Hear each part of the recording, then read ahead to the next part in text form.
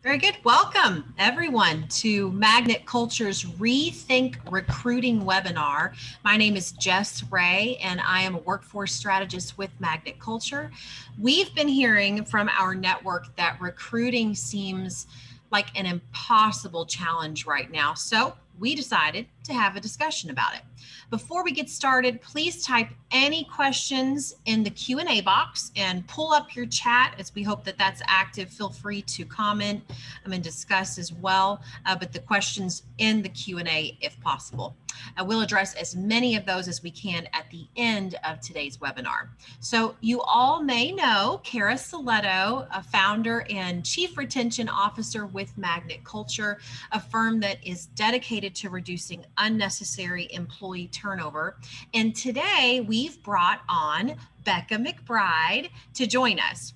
Becca is the VP of Organizational Effectiveness for Bridge Senior Living.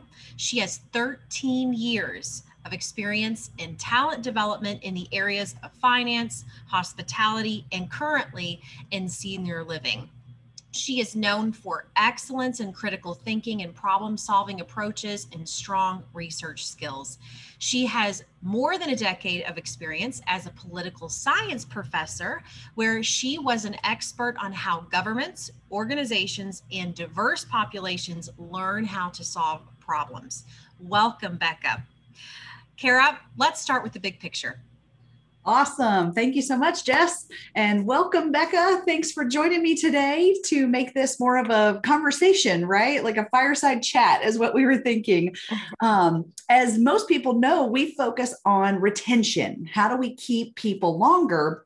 And yet the question of the hour is, how do we get more people? And how do we, just fill all these open positions we have? We were in a very complex recruiting and retention situation pre-pandemic, right? And then now it is an even tougher situation and something that none of us really could have imagined where we would be today, specifically with some of these challenges. So I'm excited to not just talk about what we hear from our clients coast to coast and across different industries, but to have Becca here joining me to talk about what she is actually seeing out in the field as well. Now, most of you know that a good chunk of our business is in the senior care space, but we also serve other industries as well. And so Becca has both of those experiences inside of senior living as well as outside of that. So hopefully we'll be able to bring some great perspective and insights and some tips and tricks in for everybody. All right. So first of all, kind of if we talk about this complex workforce situation and recruiting landscape that we're in right now, a lot of people are talking about the pandemic unemployment insurance that is still, or those payments that are still going out. Now, I happen to be in the Indiana area where those payments stopped in about January 19th. So depending on your state, some of those payments are continuing, some of them have stopped or have some criteria around them and whatnot.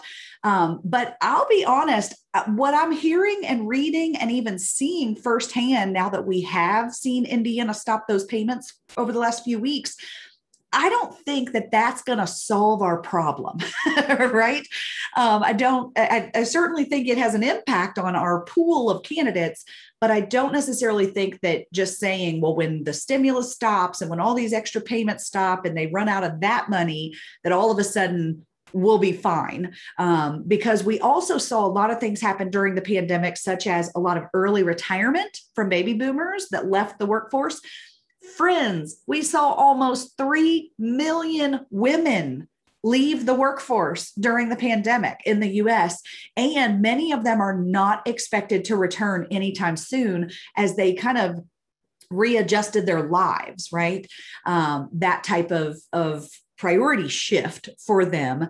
I personally know some women who decided to stay at home and or even homeschool from this point forward with their young children. So we see that coast to coast as well. And another big factor that I think is left out of the conversation quite often is the lack of international workers right now. Our borders are still somewhat closed. as far as they've limited the H-1B visas and different, student programs where people can come over for summer programs and school programs and things like that. So that's also hindering not just, of course, the healthcare field to some extent, but more so hospitality and retail and food service and even manufacturing and other industries that sometimes rely on seasonal work at different times of the year. So those are just a few of the components, Becca, that I'm seeing and hearing as far as some of our challenges. What are some of the high level trends that you're seeing right now that make this, a difficult situation? Yeah, I think that, there's really three overlapping trends that I think of when I think of the workforce. So one, you've got the supply of workers has shifted. And it shifted especially for the frontline workers, because, for example, I live in Orlando, and prior to this, I was working in the hospitality industry. And a lot of the companies in big tourist cities rely a lot on internationals to fill frontline worker positions, because they have these amazing programs where you can come over to the United States and you can get experience in multiple different positions, whether that's like, concierge and then dining or whatever. So you can sort of move around, get a lot of experience, and it's a 2-year program. And those programs have not restarted. And then another important dynamic too has to do with student workers, right? So a lot of the programs that utilize student workers also come with a housing component. And so where colleges have been able to get back up and running and figure out how to manage dorms and things like that slowly, companies really haven't had the capacity to do that in a way that they felt they could keep those students safe. Right. And so we have a shift in the supply of workers, right? We also have what you might think of as like not a culture problem. It's hard to describe, but when you think of last March, you had a lot of people in a lot of industries that felt very secure in their jobs because they chose industries that they thought were just a slam dunk. So in Orlando, hospitality is the name of the game, right? And so everyone working in hospitality, we literally I was working in hospitality at the time. We literally went from opening a new hotel one week to all being unemployed the next week. And it was drastic and it was painful, and it decreased trust, not just in the employer, but also the industry. And so a lot of people have really had to second guess, is this the industry for me, or how do I move into an industry that's safer? Now that's great news for an industry like healthcare, senior living, where there's consistent demand regardless. Yes. But then those organizations have the challenge with safety, right? And thinking about, gosh, is it safe to work in healthcare and, things like that. So you think of supply of workforce, then you think of decreased trust in employers and industries. And then the third you mentioned a little bit, but it's the disruption in people's normal mechanisms for navigating the workforce. So when you're a working mother, you have this whole network of support that you've set up to help you navigate the workforce. Well, COVID disrupted all of that, not just because of, you think a lot of people died, right? So if grandparents were watching children, then unfortunately those might be lost support.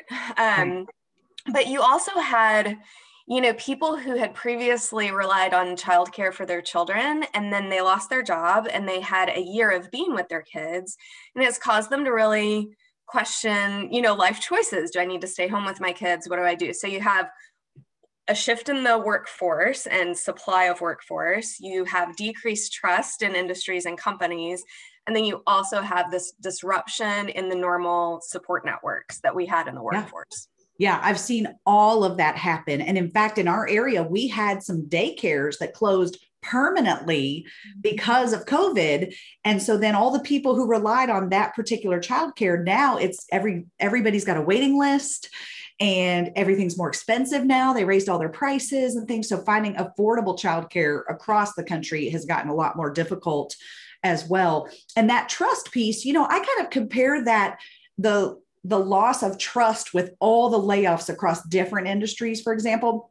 I compare that to what happened in 2008, 2010 with the construction business, because now it's like construction got a decade-long black eye of, well, do I really want to go into construction? Because in 2010, they let everybody go because it was a hard time. So maybe I should go into manufacturing instead of construction, like when people are trying to choose those paths. And so I think we're going to see a similar black eye as far as the trust and stability. Like, is there really stability in hospitality anymore, or this or that, and then with healthcare, you said exactly they had a different problem, which was, okay, I've got job stability in healthcare, but am I going to get sick? Am I on the front line of the pandemic and of the disease and, that type of thing, which hopefully we'll get that behind us, down the road. But each different industry really has to think about the trust factor and how people view their industry, their profession. How do they see that?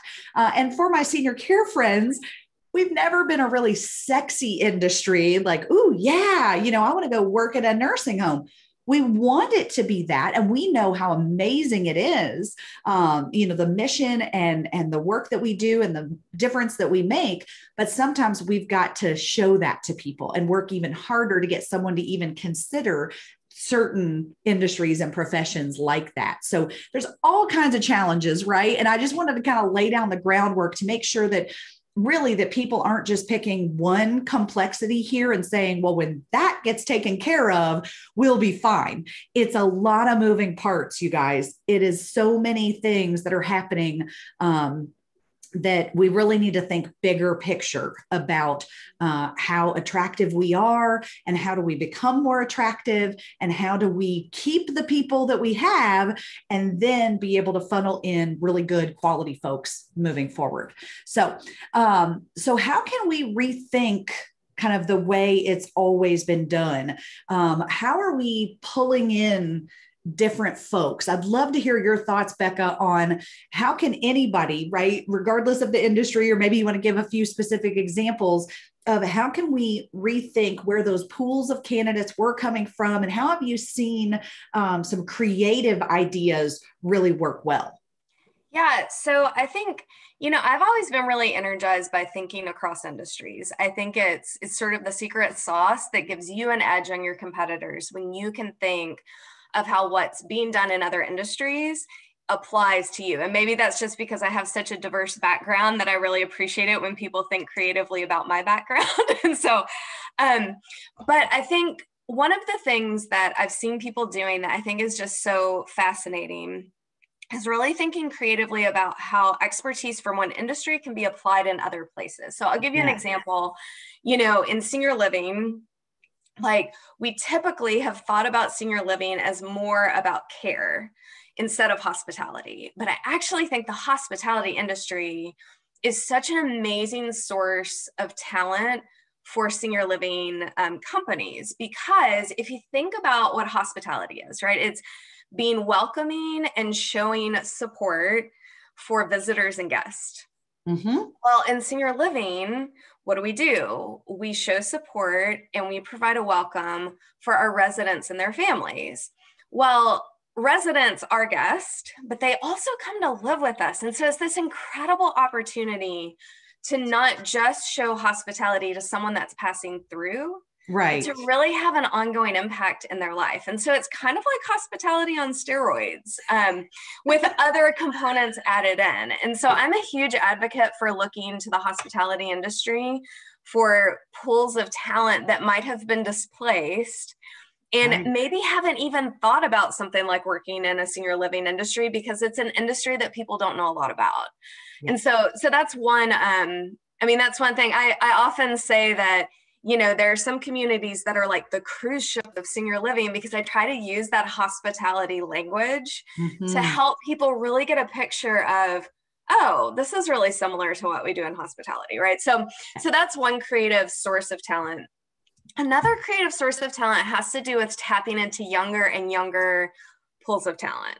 So, regardless of where your industry typically finds talent, there are increasingly that level of expertise. If you think about how, 20 years ago when I was starting out, it was it was more rare to have a bachelor's degree than it is now, right? Everybody had a high school degree. Not everybody had a bachelor's degree. Now that level of expertise is trickling down, it's being pushed downstream so that most people have an associate's or bachelor's degree that are entering the workforce at in a professional capacity, but that level of expertise is being pushed down to the high school level. So most of the high schools in our area, for example, have these pre-major programs. And so as a ninth grader, so super young, you select into a pre-major, and it's everything from healthcare, biomedical sciences. You have, in our area, there's a huge hospitality program. We have a lot of trades. Yeah. Right? Yeah, exactly. Like even pre-trade programs that are in their high school classes as well. Yeah, go ahead. Yeah, I mean, my son is in one. He has two. He has a hospitality pre-major, and he also has an audio-visual pre-major where they're doing like audio, video, tech kind of stuff.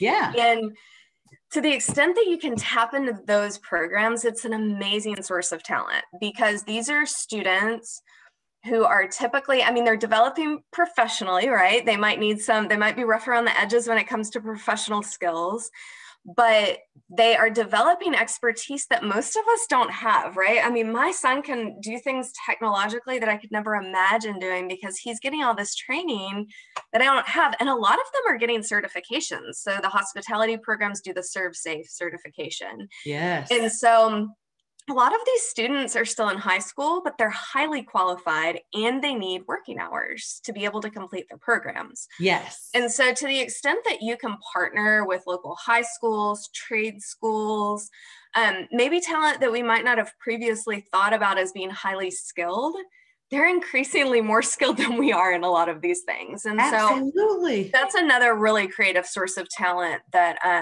that I've heard people thinking about and looking into how they can partner with those and get ahead in this war on talent, right? Because our war for talent, not on talent, because there's so much competition to get the best talent. Yeah. I was just talking to my friend, David Hopkins, who is another healthcare leader down in Florida. And he said he found a high school program nearby that has a healthcare track like that. And they need clinical hours. They have to have 20 or 40 hours before they graduate. And it's a volunteer thing. So he has actually implemented, I was going to look at my notes here. He implemented that because in his assisted living building, for example, he can have those students help with the activities of daily living, helping to bathe and feed and, things like that for their residents that live there. And he tells the residents that there will be students coming through who are learning. So he said a lot of his residents are former teachers and nurses, and they will guide them and mentor them and tell them this is how you do it and what equipment you need. And, oh, don't do it that way. And, so they help mentor. And then it's an extra pair of hands for those caregivers who are short staffed right now. So yeah, that student can't go be a caregiver, on the clock by themselves, but they can be a shadow and an extra pair of hands for that type of thing. And then he goes back and asks the caregivers when the students are finished, which should we hire? And so then he uses that as the pool to then offer a part-time job to those students who can work nights and weekends. Hello, shifts that are tough to fill.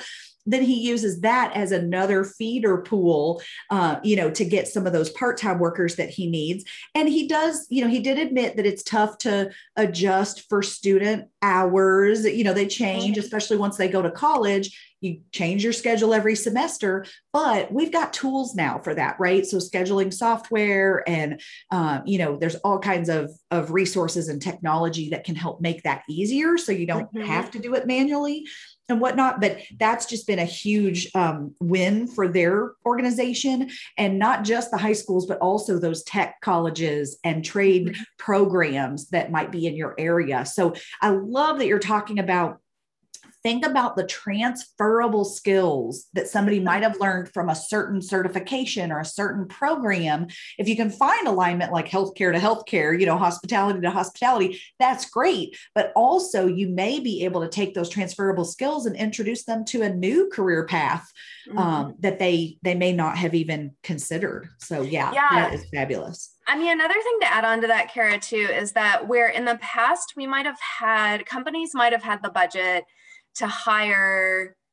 So say you're a manager, you can hire like an assistant that you can delegate tasks to. But increasingly, that's not always possible due to just, budget constraints across all industries because everyone's trying to recover from the challenges of COVID.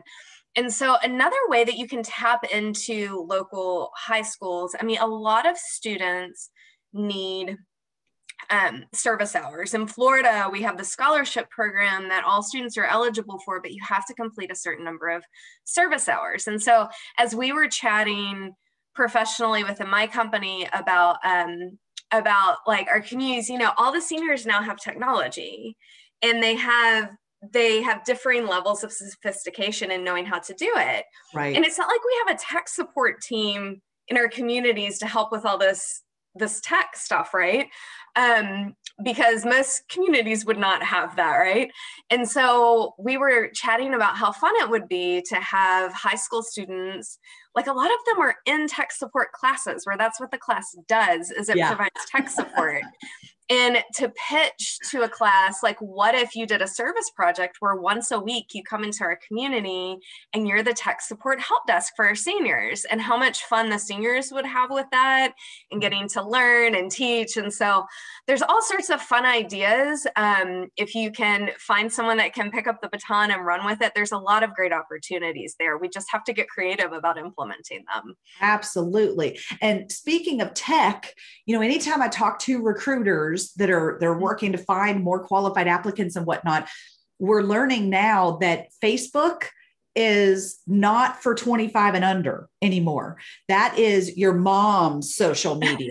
That's your grandma's social media, right? So we also, from a recruiting standpoint, we need to think about go where the pool is. And that's why we were talking specifically about go to the high schools, go to the trade schools and partner with them and recruit straight from there. But I'm telling you right now, it's not on Facebook. So that if you want to go after older workers, that's fine. Older meaning older than 25, right. Then Facebook might still be working for you, but just keep in mind that different demographics are on different platforms and have different approaches. I'm also seeing just the general, Indeed and general platforms like that.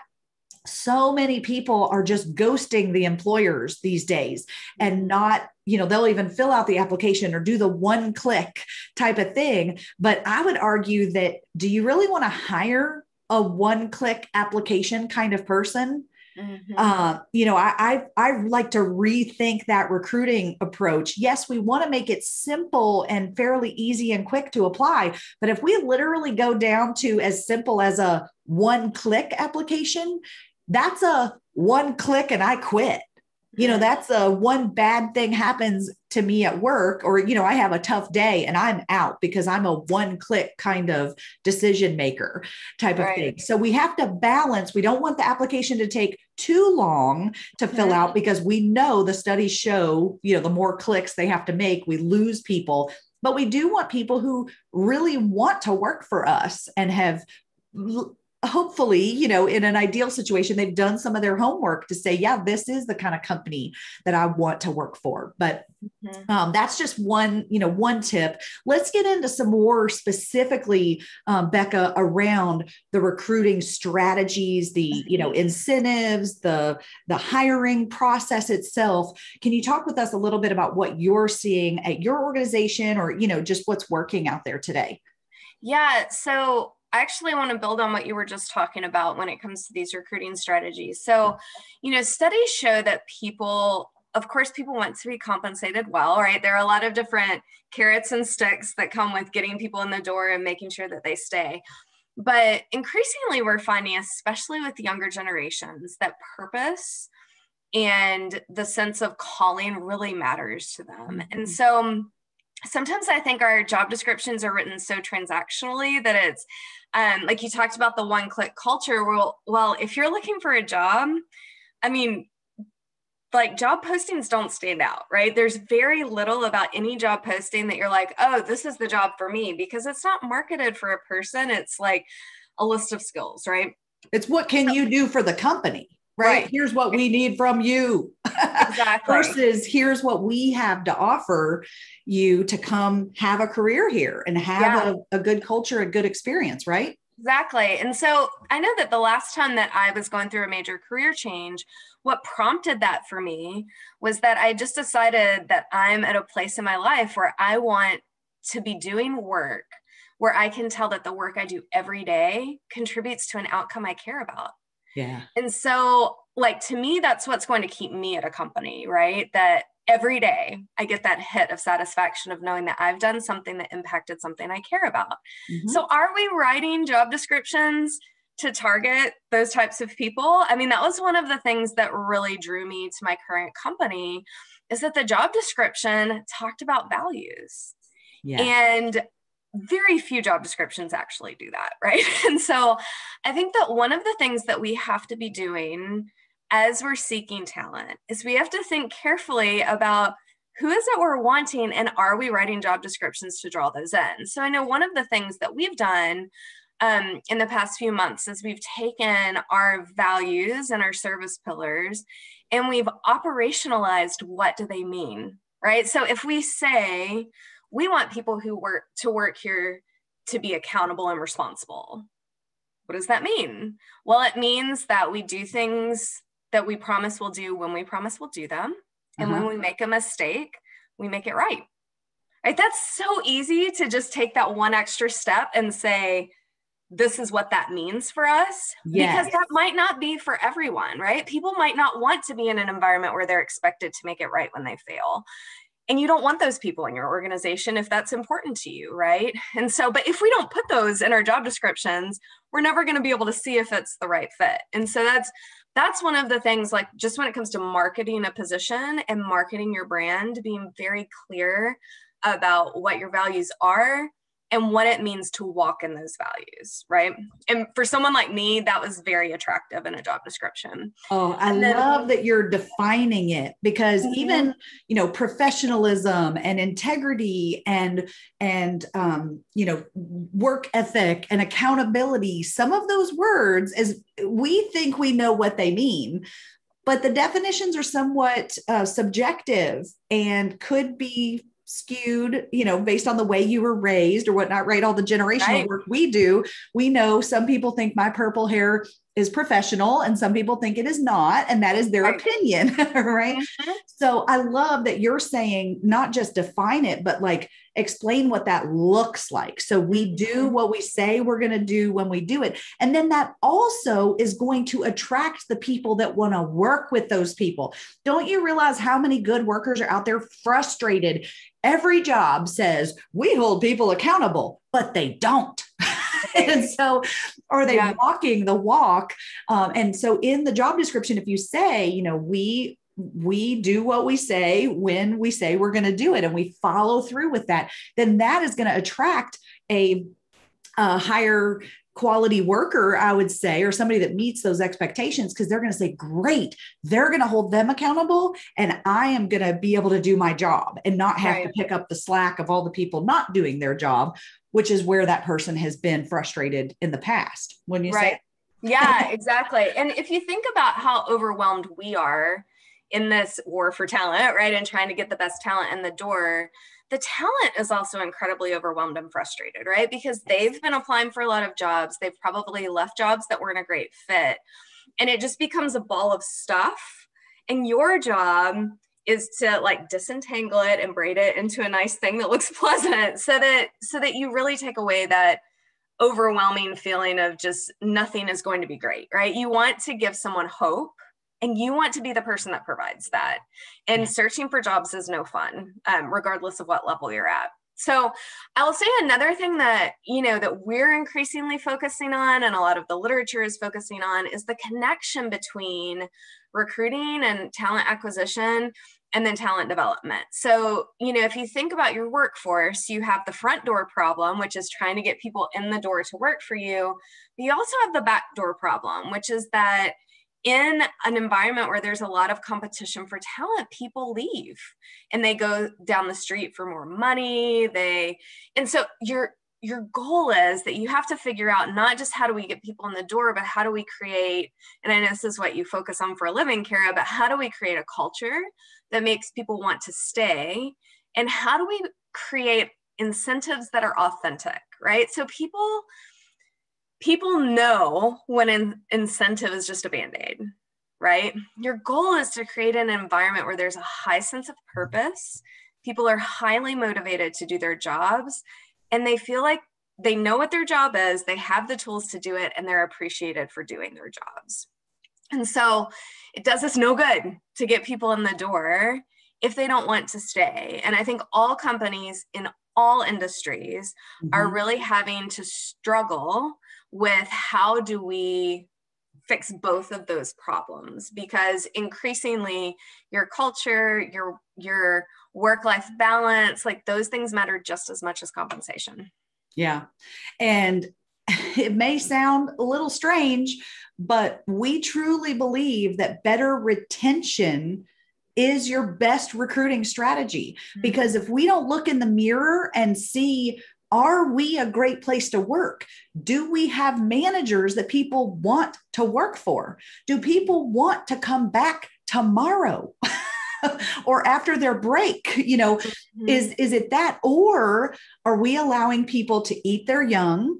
Are we not properly onboarding folks and giving them that team building and that sense of belonging because we're so busy, right? We've gotten ourselves into a situation where we don't even have management anymore because the managers are now either on the line filling vacant responsibilities or they're hiring. They're now recruiters who are hiring and onboarding all the time, and they can't mentor people and do the advancement and development that you're talking about and things like that. So I'm on a big campaign to give managers their role back, like let managers be managers, that type of message that I'm talking a lot with executives right now about. This flat hierarchy is coming back to haunt us because we need to build back out opportunities for advancement and mentoring and development and time for team building and mentoring and development and types of things. So make sure that you are really, taking retention seriously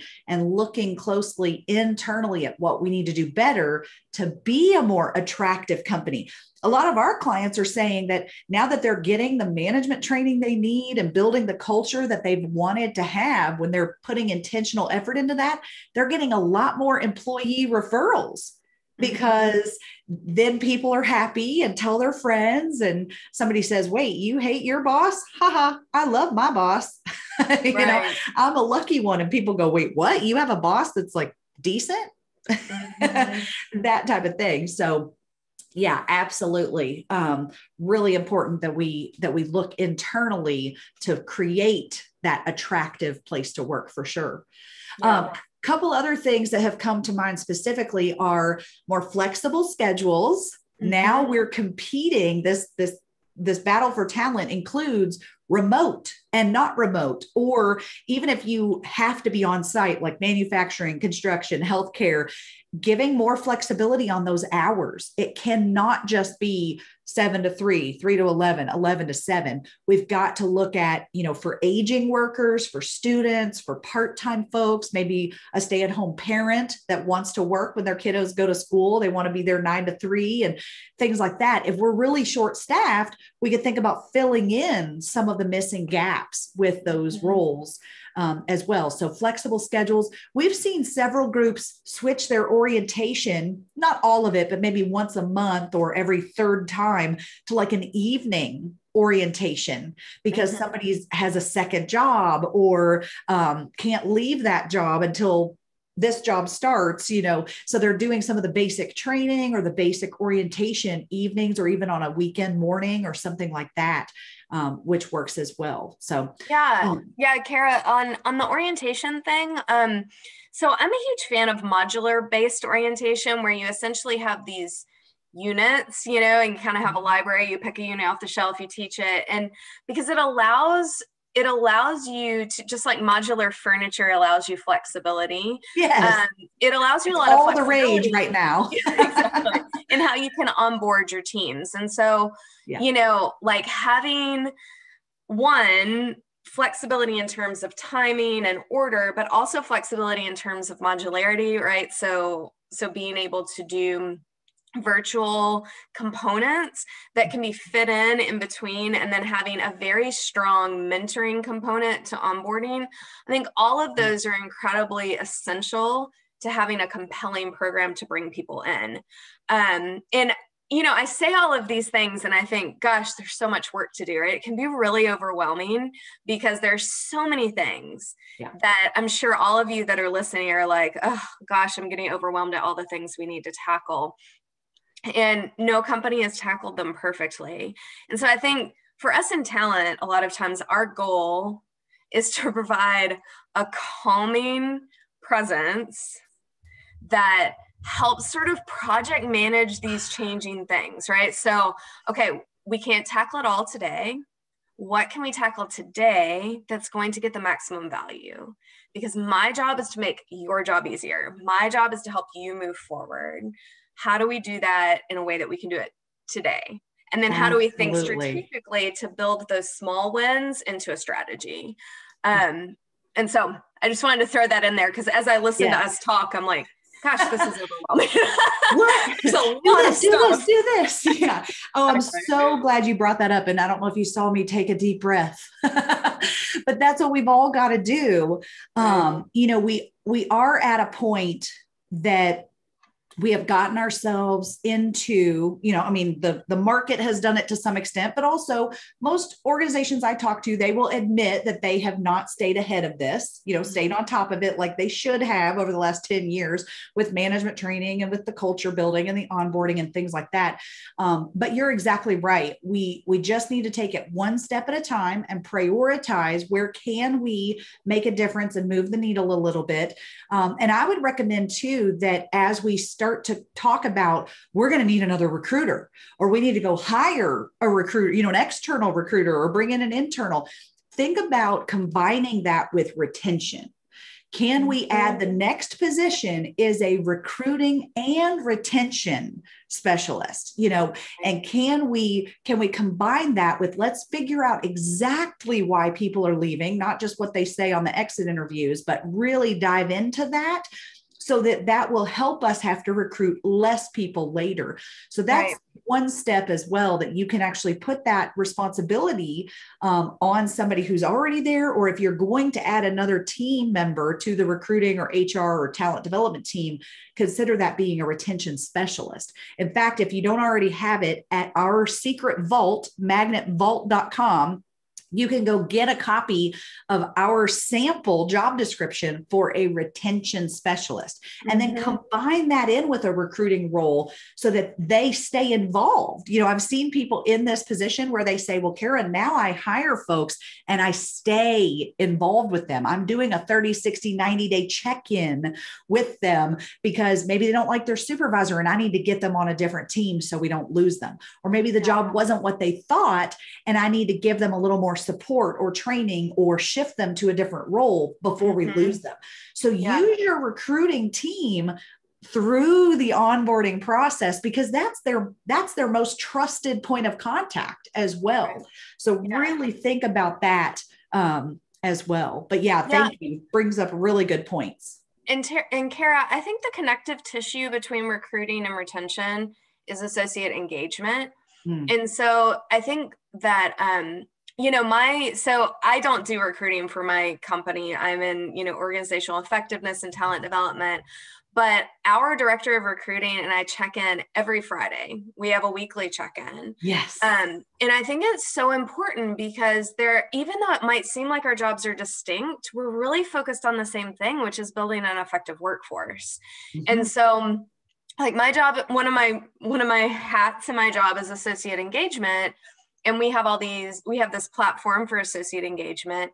And, our recruiting leader was like, what we really need is we need to be able to take the pulse, just quick surveys on our new hires, right? How was your first week? How was your first 30 days? How was your first 60 days? Because once they get to the point of an exit interview, yeah, you've missed the boat, right? And you've lost the money and the investment, and you have to start the process all over again. So why do we keep just recreating the wheel? Why aren't we checking in with people on a regular basis once they get to us? And so yeah, I think associate engagement is that connective tissue there. Yeah, absolutely. One last thing before we have to wrap up here is looking at your benefits. And we had a specific question come in from my friend Amy, who was asking about skilled trade workers, for example, specifically that group. But this tool applies to that and across whether you have low wage frontline workers or very high skilled subject matter experts and whatnot. Look at your benefits. Do people give a crap about the benefits that you are offering? And I say that because we have always thought that competitive benefits means I'm offering similar health insurance and whatever, vision and dental and this and that, and a 401k and, those types of things. Is that what the pool that you are trying to attract really needs? Because if we have lower wage workers, many of whom have families, they qualify for Medicaid. So they could care less about your health insurance package, potentially, right? I mean, it depends on your state and your criteria and how many kids they have and stuff as far as what those benefit cliffs look like, that they might still be on that benefit until they hit a certain amount and then they lose the benefits. So you need to know what those benefit cliffs are for low wage workers of when they might lose housing subsidies or food stamps, SNAP type things, I don't know what they call those in other states, but you know what I mean? Different government support programs and whatnot. And even just the 401k, because if you remember, if you've ever seen any of my talks, you might know that your prefrontal cortex does not finish developing until around age 26. And your prefrontal cortex right up here, that is the part of your brain that thinks long-term instead of short-term. So if you're hiring a lot of younger workers, they don't care about your 401k. They're not wired yet to care about that. And, you can tell them about compounding interest all you want. They don't care because they don't think about it in the way that an older adult does.